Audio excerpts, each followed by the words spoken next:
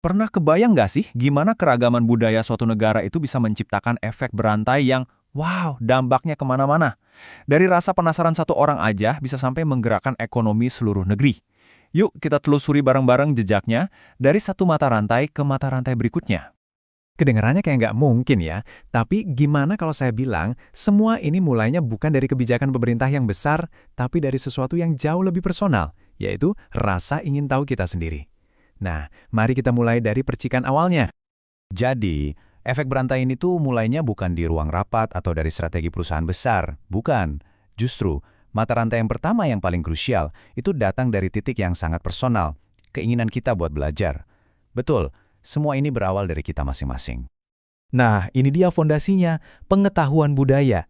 Jadi waktu kita coba luangin waktu buat benar-benar ngertiin tradisi, seni, dan sejarah di sekitar kita, itu bukan cuma nambahin pengetahuan kita doang loh. Kita itu sebenarnya lagi meletakkan batu pertama untuk sebuah bangunan yang jauh-jauh lebih besar.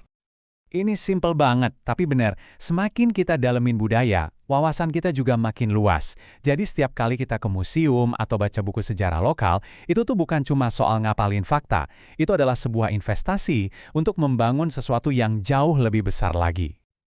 Oke, sekarang kita lihat gimana percikan api dari satu orang ini bisa berubah jadi api unggun yang besar. Jadi, waktu rasa penasaran satu orang ketemu sama ribuan rasa penasaran orang lain, wah, itu jadi magnet yang kuat banget. Nah, inilah pemicunya.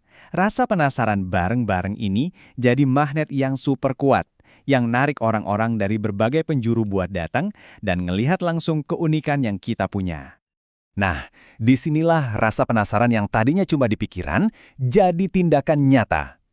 Orang-orang tuh nggak cuma baca-baca lagi, mereka beneran datang. Mereka munjungin candi, dibikin terpukau sama pertunjukan tari kecak, dan ikut ngeramain festival. Rasa ingin tahu itu akhirnya menciptakan pergerakan. Dan pergerakan orang banyak ini bukan cuma bawa pulang foto-foto bagus loh. Ini bawa devisa buat negara.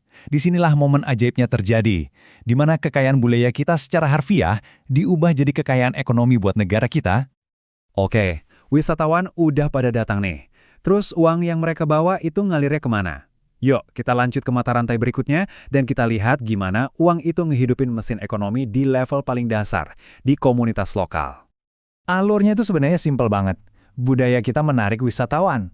Nah, wisatawan ini kan butuh makan, butuh nginep, butuh beli oleh-oleh.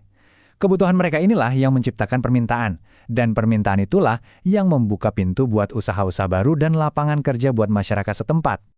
Coba deh kita lihat uangnya lari kemana aja. Setiap rupiah yang dibelanjain buat makanan, cindera mata, penginapan atau transportasi, itu nggak hilang gitu aja. Uang itu langsung masuk ke kantong pemilik warung, pengrajin lokal, dan penyedia jasa transportasi. Bener-bener menghidupkan ekonomi dari akarnya. Coba deh pikirin sejenak, waktu seorang turis beli patung kayu kecil, itu bukan cuma jual beli biasa. Itu adalah suntikan dana langsung yang bikin satu keluarga pengrajin bisa terus berkarya, bisa nyekolahin anak-anak mereka, dan yang paling penting, bisa ngejaga tradisi mereka tetap hidup. Uang itu penting, kita semua setuju.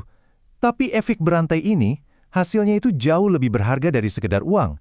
Ia menempa sesuatu yang nggak bisa dibeli, yaitu ikatan persatuan dan kekuatan kita sebagai satu bangsa.